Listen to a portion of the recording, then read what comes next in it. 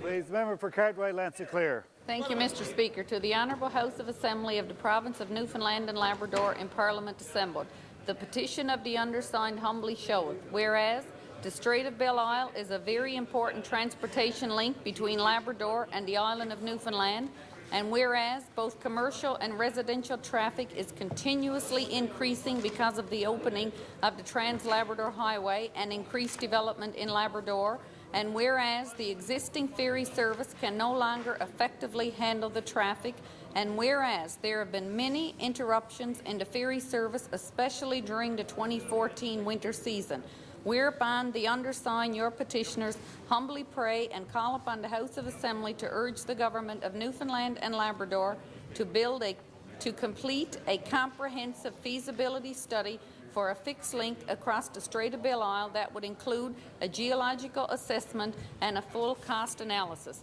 Mr. Speaker, I've been on my feet a number of times petitioning for a feasibility study on a fixed link, and if ever there was a winter that the need was clearly demonstrated for a fixed link, it was this one. We've been fortunate, Mr. Speaker, over the last number of years that the ferry have ran with minimal disruptions. This year they say we've had the most ice we've had in 3 decades. There's no guarantee, Mr. Speaker, that that won't continue into the next number of years.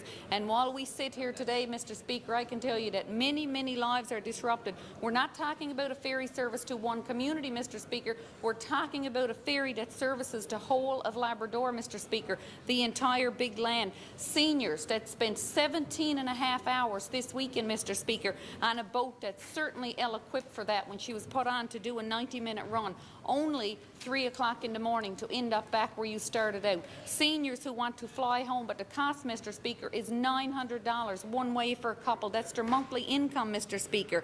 And then we have people who've waited 8-9 months for specialist appointment in power wheelchairs, and where they live. I guarantee it, Mr. Speaker, whatever we're saving right now by not doing this study to look and see what the figures are, we're going to be spending it in other departments, and health is just one example, Mr. Speaker. We're putting $1 billion subsea cable across the Strait of Belle Isle, Mr. Speaker.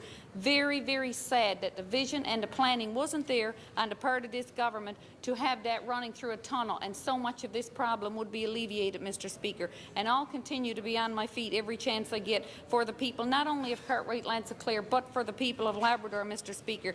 We had a pre-feasibility study that was done 8 years ago, and that showed that it would be over $1 billion.